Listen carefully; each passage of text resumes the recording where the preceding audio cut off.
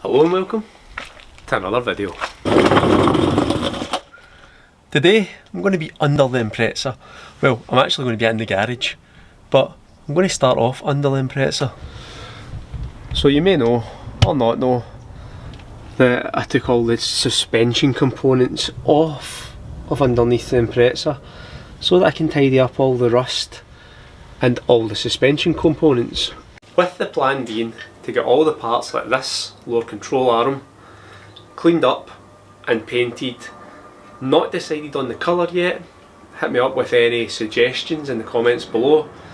But I also noticed that the bushings in all of my suspension components are absolutely done in. So I've ordered a full set of poly bushes for the rear subframe, the diff mounts, all the suspension components, control arms, trailer arms, the whole lot of the car, of the rear of the car, is getting poly bushed. It's also going to get wire wheeled back to bare metal and re-undersealed so that I can treat any rust that needs treating and just get the back end of the car and all the suspension looking in absolutely tip-top shape.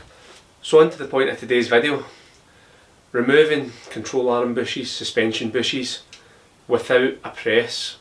A lot of DIY mechanics or DIY car guys can't justify having an industrial press to press out bushes.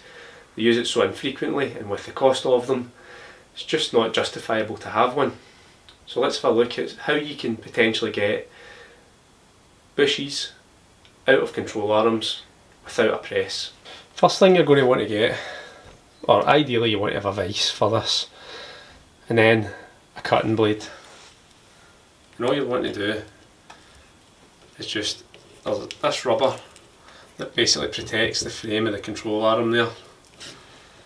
You want to get rid of that so that you can see the metal bit behind it, because that's what we're going to be pressing against to try and push this bush out.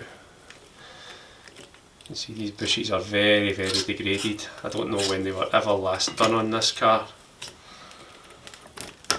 So, full set of poly bushes is the chosen way forward.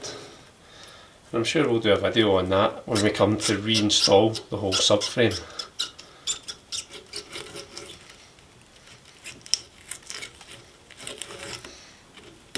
There we go.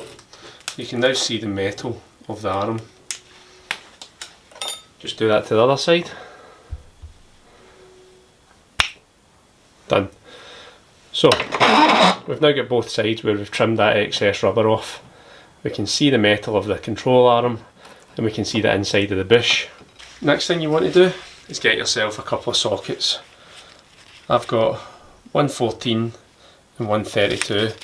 As you can see, the 14 sits on the metal inner part of the bush and the 32 sits on the metal part of the arm. What the plan is going to be is to open up the vise, have it sitting like this, and then close the vise. Theoretically what should happen is that the smaller socket, as it closes, should push the bush out into the larger socket. Let's see if it works. Scrap that idea, didn't work because the socket was a little bit too deep. So what I've done is I've got a big bolt with a big nut that fits nicely inside the bush, and then I should be able to push it.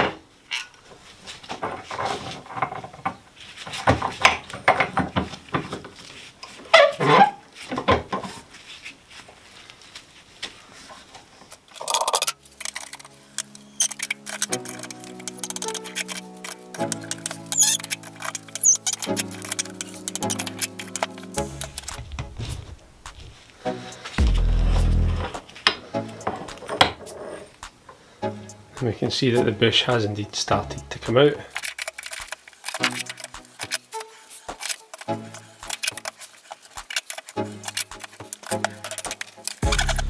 So each time I'm doing this, what's essentially happening is that I'm getting to a point where the nut can only go so far, the bolt can only go so far in.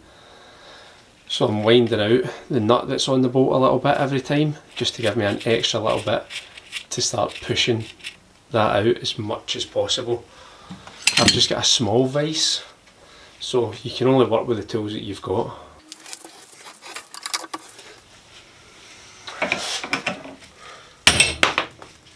So what eventually happened there was that the bush was pushed so far into the socket that it wasn't coming any further out based on pressing it against the socket. I mean, these are not very deep, these sockets, so probably not ideal for doing this sort of thing. Thankfully though, I was able to set the arm up in the vise, and with a hammer and my nut and bolt set up and a bit of brute force, we were able to get it out.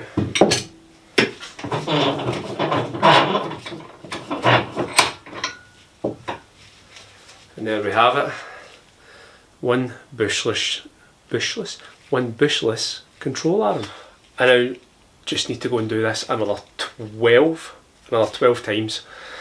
I'm not going to bore you with it, I'm just going to crack on and get it done. The whole point of this video was to provide you with an alternative to what a lot of people say and burn out your bushes. Yes, it works, but like, is it good for the environment? Not really. Melting those kind of plastics into the atmosphere is never going to be good. And is it good for your health? Inhaling those kind of toxins surely cannot be good for the body. So hopefully I've provided you with an alternative today. If you're a DIY mechanic, car project guy like myself, who doesn't have a big industrial press to get your bushes out, hopefully this method helps you. And I hope you've enjoyed the video, as always, and I'll see you on the next one.